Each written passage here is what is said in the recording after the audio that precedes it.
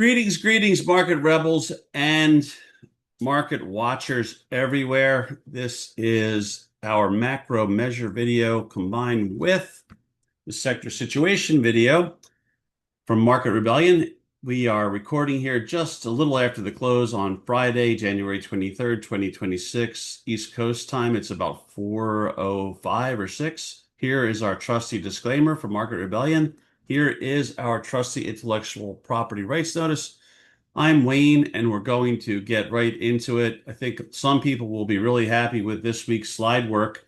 I'm not even really going to review this week's slide work from last week, really. We just said keep those DEFCON shields up in the end for all these reasons. So we were concerned coming in, and there was some sketchy stuff that happened here early in the week, a little bit kind of like right off the bat with futures over the weekend. And then we got into what became a comeback and then a lot of volatility and messiness that followed that initial swoon lower. Here is this week's title slide, our only slide. And it's my least favorite title because I know no one wants to read the title, which is on the first line there, betwixt and between, but you've got to call it like you see it, right? And I did make a minor change here to super duper. We're doing that with the super duper superscript right there, right? So we're going to have to call it that because it just got even more interesting this week, I think. Go with the old 2x speed with me chatting as always. And let's see. Yeah, this was felt to me like a long, short week. There is too much to go into, very little time, so we're going to go right into things. I'm just going to mention these and we're done. So the nuts and bolts of this week's discussion, pretty wild action at times. We ended up with conflicting readings. Feels like we're whistling past Japan. That's related to this comment because Greenland, to me, that was more of a cover story. I never really thought that the sell-off was really had to do with Greenland. To me, that it was just, I don't know. Some people, maybe I'm wrong, but that's the way some people looked at it. I think it's more about what's been happening in Japan, with rates going up and along with the metal story, which is now becoming really almost like front page news. So we ended up with no clear read on the SPYs, which is our main proxy. We'll talk about those and other ETFs and other symbols and names, including these right here. And I did want to just note that Ryan shared with me that the CME has very little physical for delivery relative to what people probably thought. Many people probably thought. And there have been people, though, that have questioned this for decades, that not just the CME, but the whole story about could these scoundrels actually deliver the physical people insisted upon delivery when there were contracts tied to physical settlement rather than cash settlement. And that's turning out, I think, to be one of the reasons, at the very least, I would think maybe even the primary reason, I don't know, behind why we've seen this extraordinary move in silver and in gold, but especially in silver. As many of you know that have been watching these videos for years, this is really good news for us because we saw this pattern a long time ago. Fortunately, just in the usual check on the markets that we used to do, which was more extensive than what we do on camera these days because of the time factor. But yeah, this has been really good, and I just keep rolling. I'm sure a lot of people just keep rolling with it. There will be a pullback at some point, more than likely. Who knows if that's the end or just the beginning of corrective activity with another leg to come. Could never know for sure. You don't know what's really happening behind the scenes when people like those that attend uh, the Davos stuff are involved. So you just don't know. But there's something dramatic going on. What is that? What are those metals telling us? Because this is obviously not your typical or granddaddy's or dad's, silver market these days. You really got to go back a long time for this kind of verticalness, and still it never reached these prices. And we'll see where we go from here, but the paper's been still remain fairly strong in silver. We had some silver and mining ideas and gold ideas this week in the services, and they just keep working, right? So just keep going back to the well, and without getting crazy big, right? That's the one of the keys. But that's what you do. You get a trend and you keep going with it. It works and works and works until the final time. And then if you didn't get foolish, you're okay with that because you did very well all the way up aside from your last trade, hopefully. Um, and then there's still a bunch of people talking about the perma bulls, I mean, that are just talking about there's plenty more upside. And I just want to reiterate that I'm not even I'm not a perma bull, nor am I a perma bear. In my opinion, I'm willing to go with whatever the flow is because I think that's what's critical for traders, just to be flexible and go with the flow. And I think I learned that the hard way in my early years of trading, thinking I would outthink the market, and the market, really has the final say. So you really think the market can be wrong at times when you first get started, but you find out that it maybe is, but it's just too painful in most cases to hold on until the market is uh, is in line with your views. But anyway, so I'm not really saying this in a snide way. But my way of looking at this is because we are betwixt and between is, and I've said this before, do you have to be all in, all long, all the time, right? And if you've got some sketchy stuff happening, is it better just to kind of rein things in, hedge up a little bit, wait and see what's going on, and then hopefully everything resolves? Because if the permeables are right and there's all this incredible potential, which there very well may be, and I've said it myself, but I think on the charts, it does look like there's a lot of potential. I mean, just a few weeks ago, the market looked too good, as we kind of alluded to that maybe it was looking too good. So, but I still think overall there's incredible potential on the charts as far as I'm concerned, but I'm not willing to get smashed if I don't need to. And that's how I look at it. But I'm talking more about short-term trading, not really longer-term trading. So I would just say if there's still plenty of upside, then get right. If you miss out on a little bit getting back in, what's the problem? Where's the problem? I don't see it. But if you do have the metals sending signals that are just historic, and you've got some of this other stuff going on we're going to look at, you've got to cut to the chase, I think, now and just say you got to keep your DEFCON shields up. And that's where I'm coming from. I mean, this is, it hasn't been easy this week, and it might not be easy for a little while. It could all change with news. We just don't know. Anyway, we're going to get right into the charts, as I said. Not going to spend any more time on this because I know that people don't even like this, but it's sort of, I think to me, it sets the table for what we need to discuss.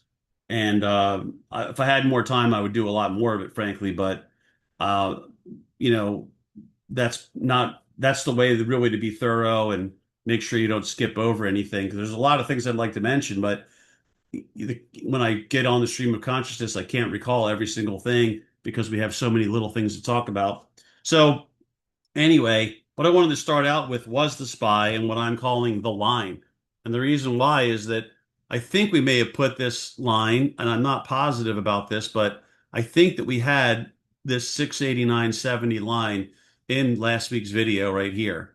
And not that that's dead to the penny, I just got it up there, and that's pretty much where it landed. And I thought that was a fair line to use. And it turns out a lot of times when I do this, it turns out that just getting it pretty close is good enough.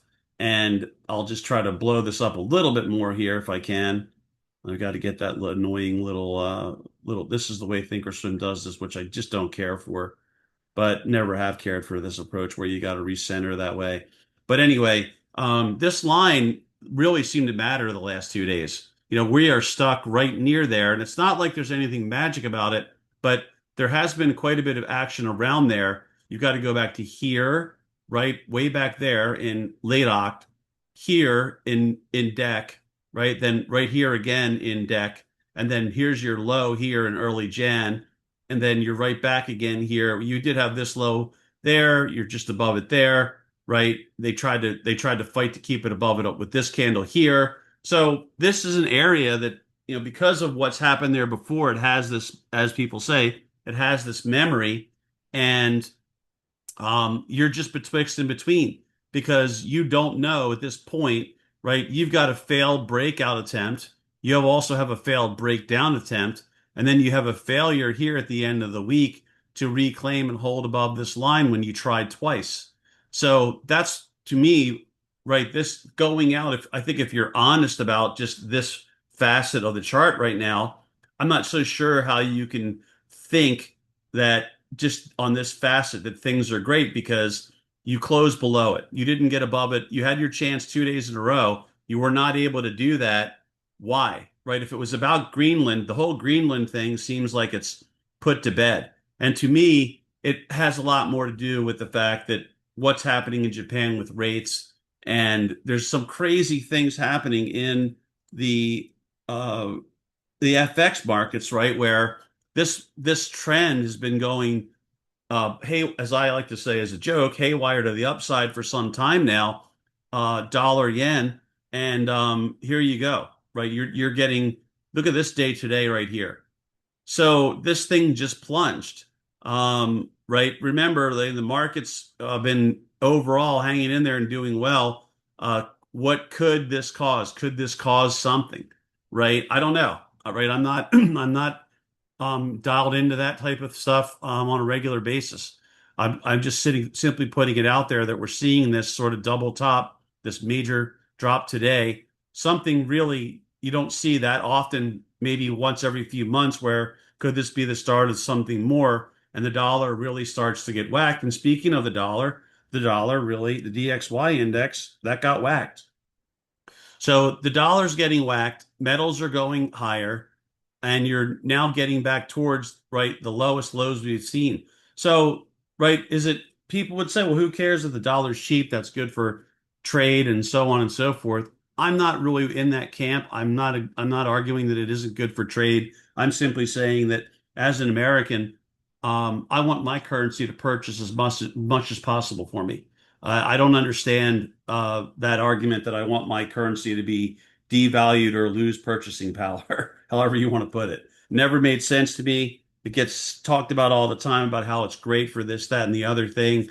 Um, I'd rather, if I'm an exporter, I'd rather sell very good products and at premium prices. But whatever, that's a whole nother thing. But anyway, the dollar getting rocked, the dollar just a little bit more than 1 point as per the DXY above the lowest low. And that low has been there for some time. We can add some time and find out how low that low has been there for. And that's been there for at this point since that low's been there since the summer of 25. But that low, as you can see, was the lowest low in several years, right? So now you're going maybe even lower and lower and lower. So what's going on here? And as this, and of course, it makes complete sense that this is happening, right? Where as the dollar is getting immolated, essentially, this dollar alternative, right? This so-called store of value, this is Philadelphia Gold Silver Index, but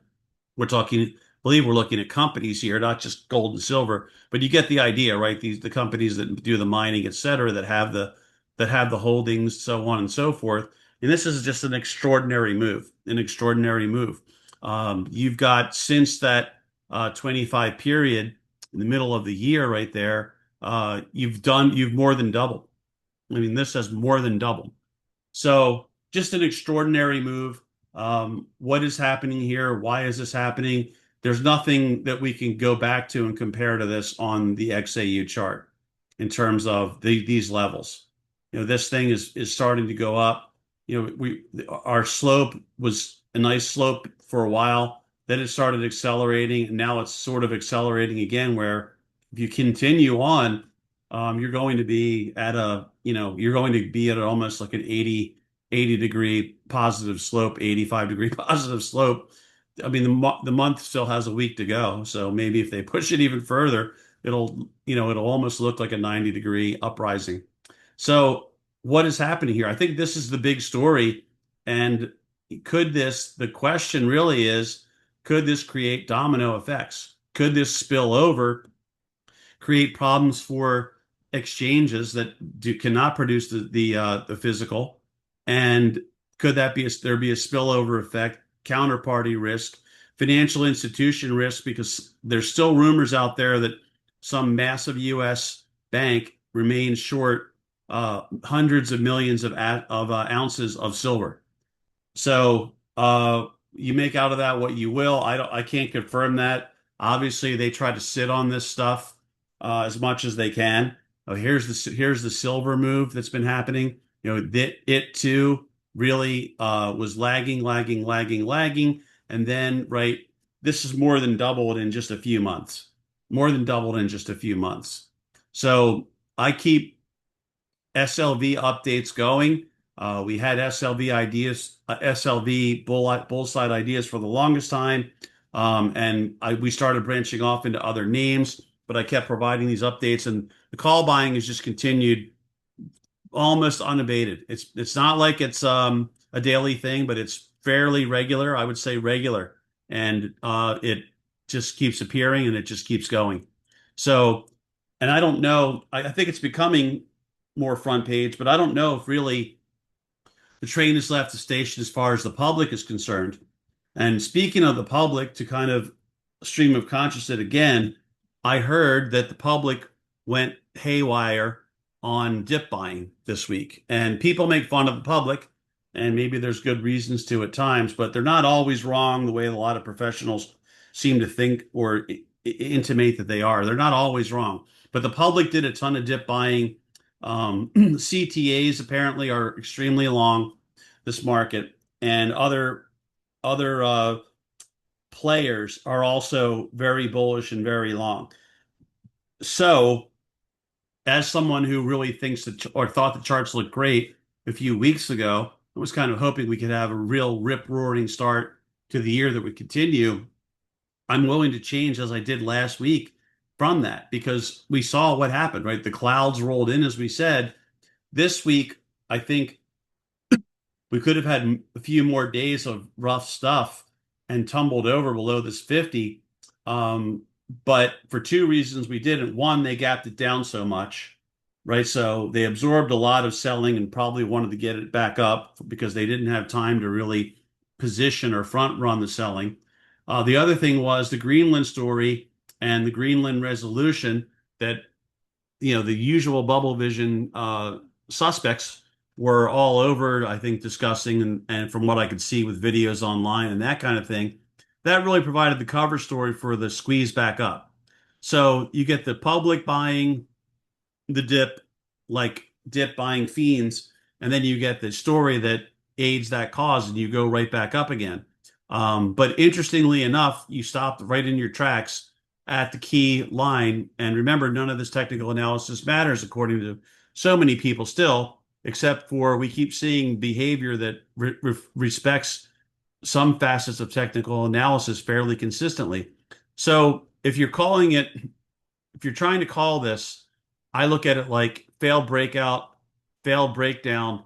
You come back up and you're really at the middle ground. You're at the neutral level that really is a demarcation level between, yes, you're above the former highs and have a chance to break out, and you're below those, and it's concerning. You're really right there. And that's why I've got to go. If I look at the SPY as our proxy, as betwixt and between, especially when you add in other factors, which we're going to do now to kind of make this case, right?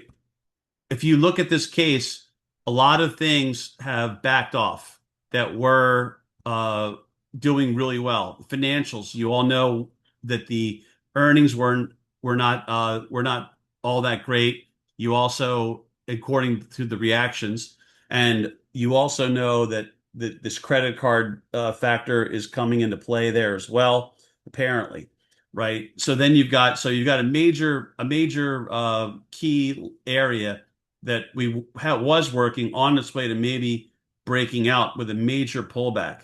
Energy's reacting, I think, to all this geopolitical and other things that are going on, and now that's going up. And gas, which was down, is already spiked back up. That's probably right, not just the geopol, but it's probably the storm factor as well, and this winter in terms of fuel consumption driving that as well.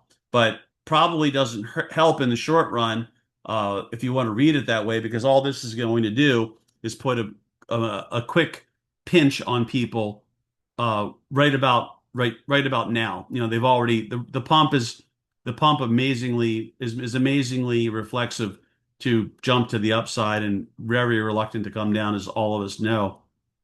But they this stalled in its tracks. So the transport stalled in their tracks. So, overall, I don't think out of the big three that I talk about from the historical perspective that we'd like to see, those are not really faring well as a package. They're doing okay, but they're not really doing anything special. As far as leadership goes, the former leaders, XLK, XLC, those are not doing all that much either. They were obviously started the week rough and recovered. Okay, great. But they're not leading yet. They're not breaking out yet. So we need to see that improve. Some defensive sectors actually sold off. Now, I think the real estate could have been other factors too, but both of these, which we look at as somewhat defensive, they sold off. Defensive XLP bid, right? So this is one of the ones that sticks out to me that's a little concerning, and along with some of these other things we've discussed. So that's one reason why it's got to be a little bit concerning that money's really flooding into these consumer staples sort of safety zone. Um, the XLY, the discretionary, came back to where it was, and that's about it, which is fine, but it's not breaking out, right? It's not near breakout. It's got to move up a little bit more to even try. And then we could wrap up with basic materials. This seems to be the place to be. We've had a lot of trades in UOA and other places that in this space, and most of them, I believe, have done well to very well because the paper's been there. Again, we try to let the paper tell us where to focus along with all the charting and everything else that we do. And then we try to pick option strategies that we think make a lot of sense given what we see on the charts and really what the options chains are offering and with respect to implied volatilities, liquidity, how things are setting up on those and so on and so forth. But that's a whole nother story. But anyway, that's what we try to do in there. And there's been a lot of things in there. And I just keep going back to the wealth. The paper reappears and the charts remain positive, overall positive complexion, and you've got some breakout potential nearby. I mean, we're going to get that people's eyes on that. But industrials, they kind of faded, and XLU kind of faded. But obviously, a lot of money is apparently heading into materials, and a lot of money is heading into here, right? And it headed into here, storm and geopol, probably another storm and geopol overall, and just concerns overall, probably just growth and maybe a little bit of geopol and the dollar. But the dollar going down, probably is a part of the whole mix as well. But that's the story on that. And what I wanted to show are the other major indices as well, like we typically do. I should say major index ETFs. But you could see that this week, the way we ended here for IWM, which was really doing well and has done really well, that ended up where this is in pullback mode, found support at the rising 10 SMA in white, still above the former highs. So that's great. But it looks like currently, right, for now, it's tough to say. Does it pull back a little further? Or does it hold the 10 and then turn and burn? QQQ, it just amounted to a save. Earlier today, it looked like it was on its way, where they were just going to powerhouse this thing up and through and maybe start challenging next week, start challenging this high. But that sort of faded by the end of the day. And then the Dow as well, it's tried many times to get through to 250, has not been able to do it. Now it's sitting on the 20 below the 10 and the red 15. So if it cracks the 20, it could have a retest here of the recent low from earlier this week. Still, all the trends look good in terms of just simple moving average views on them. There's nothing really bad about that. So you've got to say, in the end, you probably need to treat this more like a consolidation at the moment. It's just that I feel that the underpinnings of this are a bigger deal because it would be sort of surprising after all these years and the fact that the yen carry trade is supposedly according to the usual suspects, that's already been unwound and there's no risk there. But according to people that have called BS when it was right to call BS a lot of times on a lot of things, that risk is still there and it's nothing, it's not insignificant. It still remains very significant, supposedly. Don't know that myself, can't say I can confirm that, but we'll go back to spies for now. And we're going to do something that a lot of people don't like, but I do, and I'm sorry if you don't, but this is just it. I mean, if you want to trade this market, right, you like to trade the SPY, I think you've got to wait for the breakout or breakdown. You've had two narrow range days after you recovered. You're right at a critically neutral level in terms of what we discussed about that gray flat line. So, forcing something here is to me, like if you were trading over the weekend, hey, I think this thing breaks out. You might be right, but I don't see anything great about this right now. Things are recovering, but there really wasn't any. You look at it, and I'm not a big volume guy the way that I used to be many years ago, 25 years ago, but because they took that away from us, in my opinion. But anyway, it's another story. Yeah, you've got this declining volume, and you could say, well, that's no problem. People just kind of got tired by the end of the week, but that's not always the case. There's been plenty of Fridays where after there's been a recovery, they thought there'd be more, and they actually go strong into the weekend. And that's not happening here. So it is what it is, right? I think you just wait it out, see what happens. You take the trade. You know that you're not in a market that, as of yet, is really on firm footing. So you're not going to overstay your welcome, especially if you go against the trend, and you're not going to be thinking, that you should be looking at websites to buy new yachts just because you bust through here. You've got to wait and see that how things behave and so on and so forth. Because I don't even want to do this, but I have to just say it again.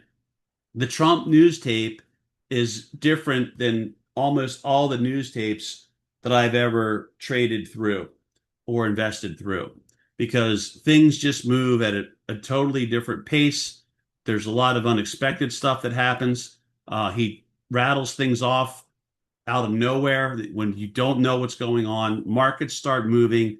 So you really, especially in this kind of a phase that we're in, where you're undecided, you're right near support that you don't know if it will get back above there and hold, or we're going to fail to do that and roll over. You've just got to play everything close to the vest for now, and then see how things develop, and just still stick with your discipline because again, you don't know what's happening. But I think that's what you've got to do. You're basically right back in this little bitty triangular formation with a false breakout and false breakdown. I don't want to belabor that anymore, but if you said to me, well, a lot of people want you to make a call, what's your call, now? And I think the call is, right, that I wouldn't force trades. That's really the call. But if you really want to make a call, what I would say is you should stick with the trend, right? In the end, if you really insist on making the call, then you stick with the trend. So assuming news neutrality, which we've done, for years now, no news, I would expect this market to keep going higher because that's the trend.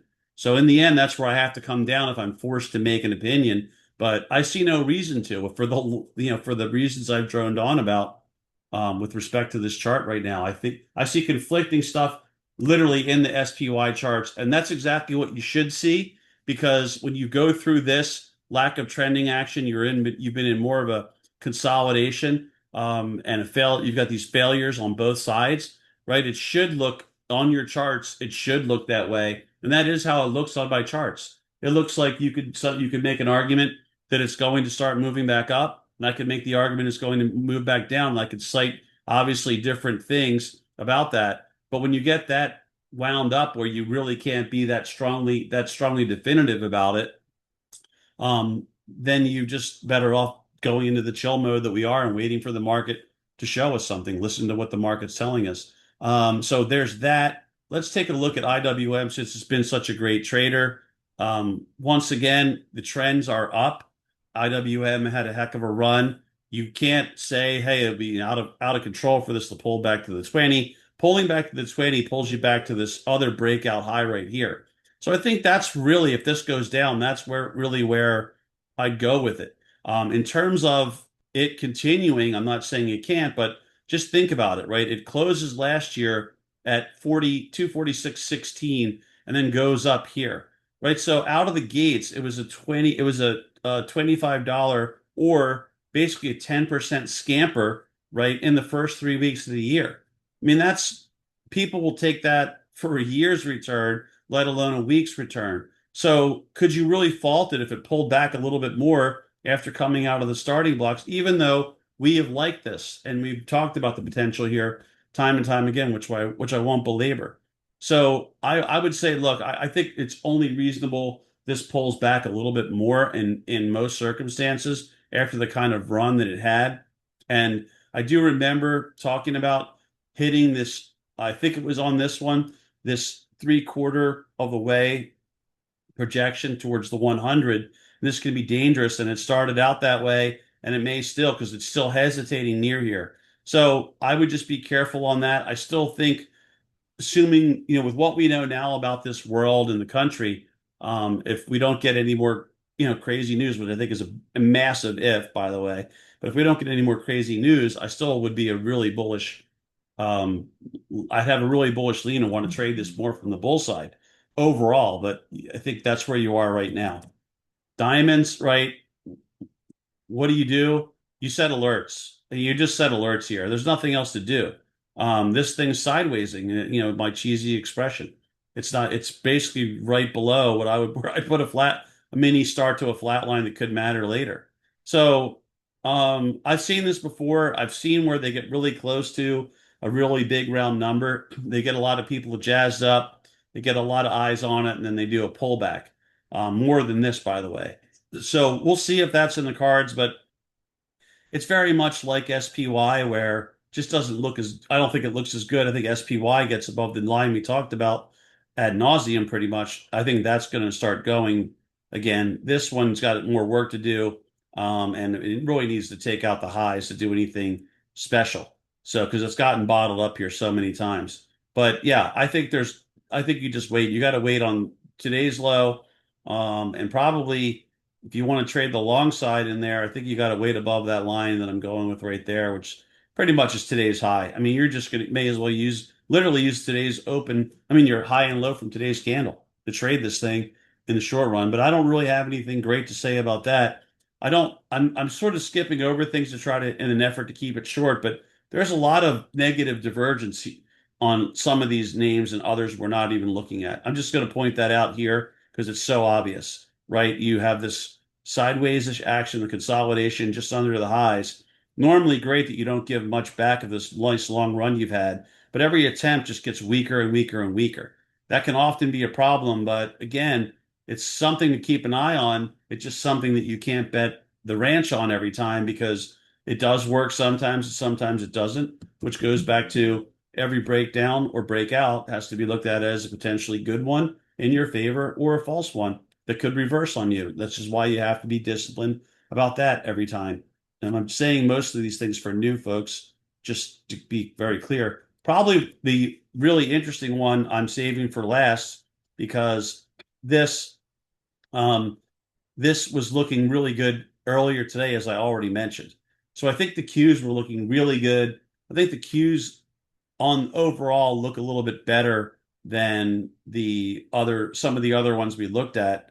So we just got to wait things out and see what happens. And so much like the other ones, I don't see like, hey, this thing goes up from here, this thing goes down. I'd be more inclined, just slightly more inclined to bet up here. This had a way better close than some of the other ones did this week. So that could be due to some of the EPS releases, I think, that are slated for this upcoming week.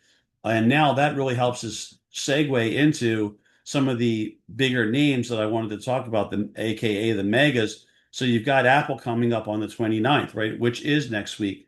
So it wouldn't be unprecedented, right, for Apple to actually start rallying after such a sell-off, after maybe double bottoming and clearing out below the rising 150 there in Rust. It wouldn't be crazy for it to do that, but it doesn't have to, right? It does happen a lot where there's optimism and anticipation of good earnings.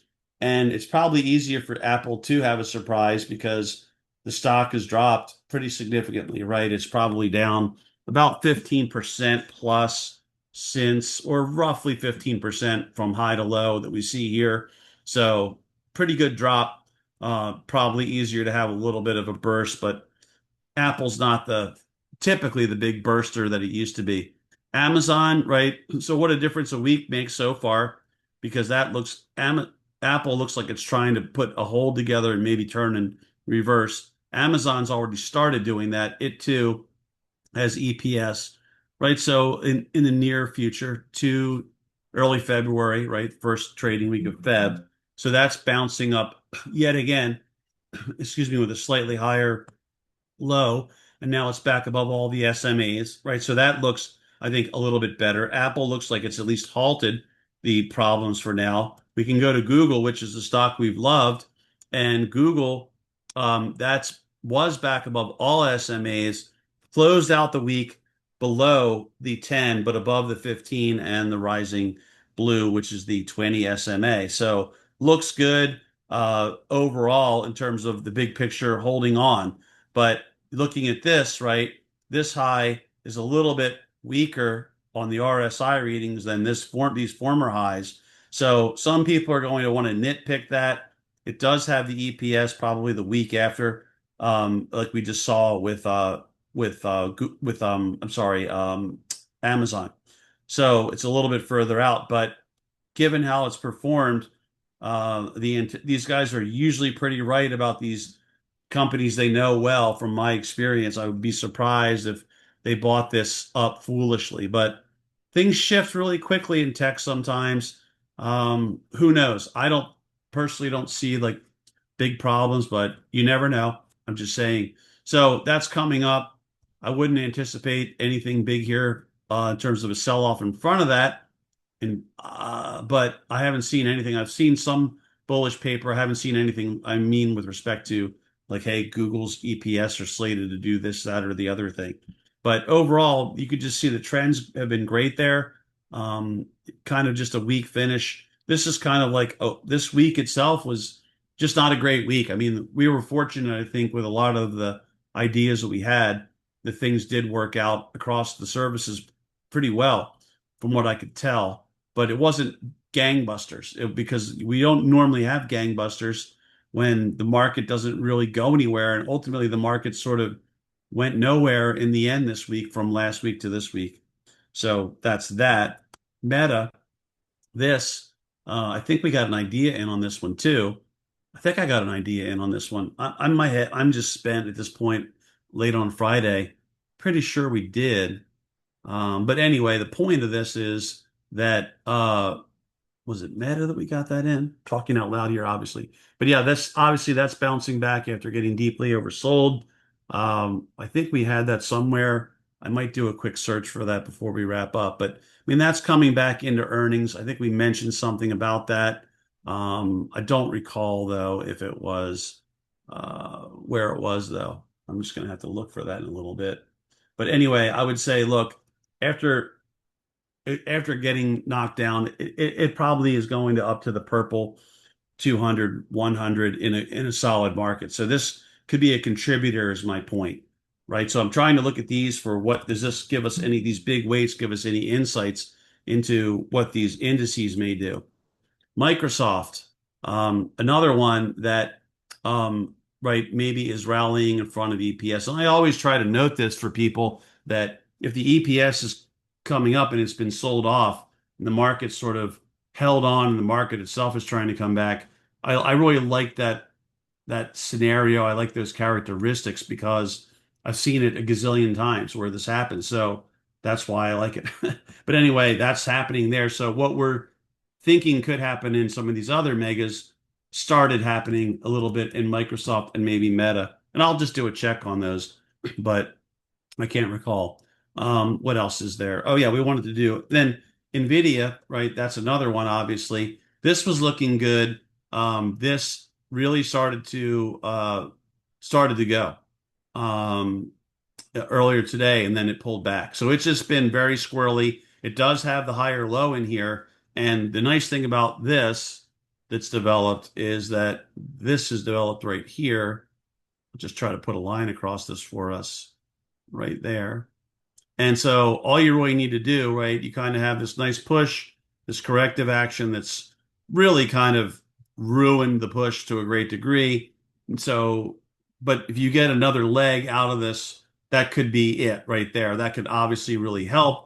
You can sort of see where you get this sort of inverted type stuff happening as well. So that could be there. So I would say I like the setup there with a little bit more momentum. So to me, I was another one I would sort of put in the bull category. Um, Tesla, similar right now, back above all the SMAs. And oh boy, I'll cover that in a little bit. There was something that just happened outside my office door, which I'll explain. Anyway, this has got the earnings lead up as well. This is also back above, as I said, all the SMAs. And so it's poised, right? That is poised. Let's take a look at, let's go back to NVIDIA because there was one other point I wanted to make about that, which is down here. I can see this just out of the corner of my eye. And so this had this dip, but this RSI. I don't think it'll let me do this. I'm going to try anyway. I don't think it'll let me. The strange thing is that I used to be able to do this in Thinkorswim. I don't know what. Yeah, they won't let me. Anyway, I'm trying to put a resistance line across here. My contention is that Nvidia is on the verge of breaking out or has broken out in the RSI. So just takes a little bit more follow through, I think, and it could start to go. And you all know how important that is, and that'll help the SMH, so on and so forth. JP Morgan, which is another big name, that's probably not helping yet.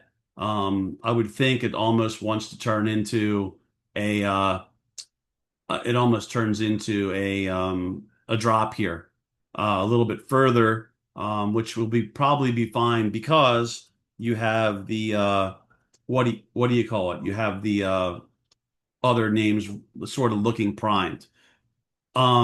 We have this Berkshire, which is obviously another massive name.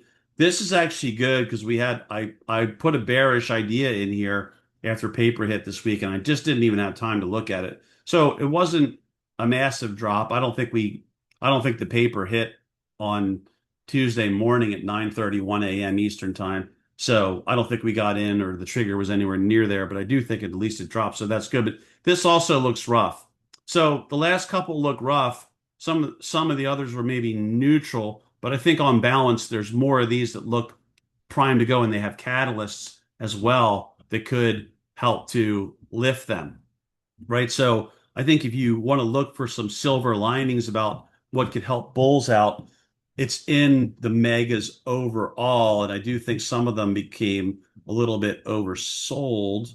Let me now pull up the quick check on breadth for us, and we got the spies at the top, and there was a very nice rebound here. And I saw a lot of paper, call side paper, put a lot of call side ideas in, aka bullish ideas in this week after we dropped, and then even after we rallied after the drop. And so you could see that they stormed back in. So they stormed back in with new highs, new high, new low, and so on and so forth. Overall, I think you have to give this a nod to the positive side. In other words, the breadth uh, behavior was encouraging inside of this. Now, what probably really happened there and helped the cause was that you opened so far down, and that's what ruined one of our best ideas for the week was that nasty down opening on Tuesday, because I think D Dog was ready to. I think we went with was it? I think we went with D Dog, and it was looked ready to slide to me, or was it Hood? It might have been Hood. I'm sorry, might have been Hood, and then it just slid unfortunately early in the week, and that took all the good slide that I saw on the chart and just turned it into the opening prices and shortly thereafter, and that was it. So Ryan and I both agreed it looked like it was ready to slide further, and it did, and it was just not, you couldn't make any money on it, I don't think. But anyway, overall, I'm just going to do the quick check on market breadth and just say I'm going to give that a slight positive too. So I don't want to jump too far ahead, but I'm kind of feeling like I'm willing to give the trend and slight positive grades for some of these other aspects to the market, to the SPY for the upcoming week, and maybe the other index ETFs. But certainly the Trump, the geopol, all this stuff is not a joke. So just briefly, let me stop the share. We'll come back and we'll wrap up. But what I wanted to do, if I could, was get something going here without making sure I didn't want to have anyone's email exposed here. That's why I'm doing this. I don't want someone some Market Rebellion client to have emailed us and then their names popping up there. I don't think that's fair. Anyway, so yeah, I was going to check for us on Meta, see if we had anything on Meta, and nope, it must have been in another service, of course. And then Microsoft, I don't know if we did either. Let me see if I was able to get one in. Oh, we did have Microsoft. I think I just saw that. So let me do MSFT, and we had four. So our targets were 481 and 497. I don't know if it even got, did it get, I didn't even catch the prices because my head's spinning. So I don't know if it ramped up that much or not. No, no. Oh, we wanted to see it break above. Wow, we had a trigger on that. Yeah, so the trigger did not get to the trigger yet. So we're waiting for that to trigger still. I know we were trying to on Netflix. There was massive Netflix paper. Just gonna just kind of do a share on that with everybody right now. This is maybe some bottom fishing going on in a major way. They're buying longer dated upside calls, the kind of calls you would buy because they're so expensive and so far away, and they don't really help you that much if you're short. They're the kind of calls you would buy if you're expecting a big rebound this year. So for those people that like the Phoenix portfolio concept, where we try to look for beaten down names that are going to start making a comeback and then try to collect premium in them as they start working their way back up. That this could be one. I don't know if Ryan has put this in yet.